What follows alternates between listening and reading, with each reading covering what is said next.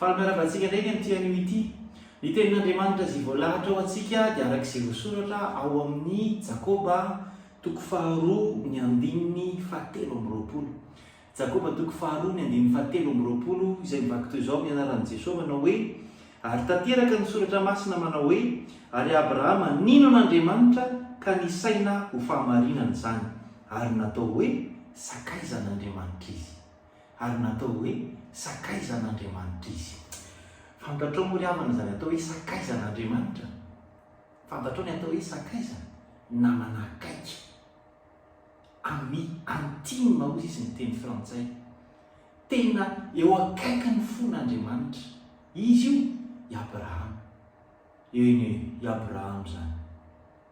Fa Jesosy Kristy koa dia efa teny an'izany manao hoe tsy ataoko hoe mpanompo intsony ianareo. Efa nataoko hoe sakaiza. Sakaizan'i Jesosy Kristy ianao. Sakaizan'i Jesosy Kristy isika. Manana lanja manokana eo anatrehan'i Jesosy Kristy. Dia mba irio za ho sakaizan'i Jesosy Kristy zany.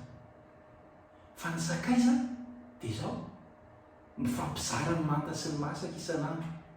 Ny sakaiza dia mitovy ny zavatra mahaliana sy ny zavatra tiany. Ny sakaiza dia mifampiresaka amin'ny fotoana rehetra. Sarotra be zany hoe mpinamana nefa tsy miresaka mihitsy ohatra ao anatin'ny iray andro na tsy miresaka mihitsy mandava-taona. Fa rehefa mpinamana mpisakaiza dia miresaka foana amin'ny fotoana rehetra. Raha misy mampalahelo anao dia teneno amin'ilay sakaizanao. Raha misy mahafaly anao dia zarao amin'ilay sakaizanao. Zany no atao hoe sakaizan'i Jesosy ianao.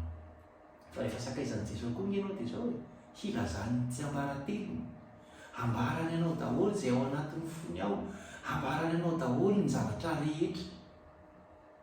Tena mahafinaritra be zany hoe mahalala ny sekrean'i Jesosy, mahalala ny sekrean'Andriamanitra zany. Asaingy ny sakaizany ihany no hilazany an'izany. Efa sakaizan'i Jesosy ve ianao? Mba irio ary no sakaizan'i Jesosy. Vavaka isika. Jesosy tena fifaliana izany hoe sakaizanao zany. Tena mifampizara ny fiainana rehetra aminao.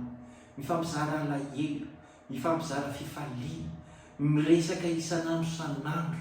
Izay rehetra ataonay dia teneninay anao avokoa, ary izay rehetra ataonao dia ambaranao aminay ihany koa.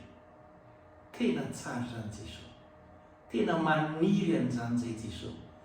Tena mikatsaka faritra no sakaizanao zay Jesosy. Tahaka ny ahoana ny fiazakazanay ho namany rakotona ho namany ihany. Satria manam-pahaizana izy, satria olo malaza izy, satria olona manam-pahefana izy, satria olona manam-boninahitra izy na manam-bola akory ary.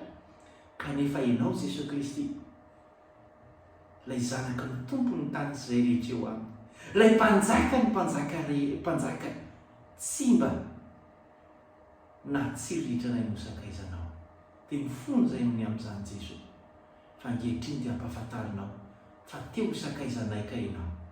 Dia indrindro izay raiso Jesosy. Tena raiso sakaizanao izay. Ambarao aminay daholo izay rehetra ao anatin'ny fonao. Fa izay koa hilaza ny ety am-ponay. Misaotra Jesosy amin'ny anaranao nanaovanay izany vavaka izany.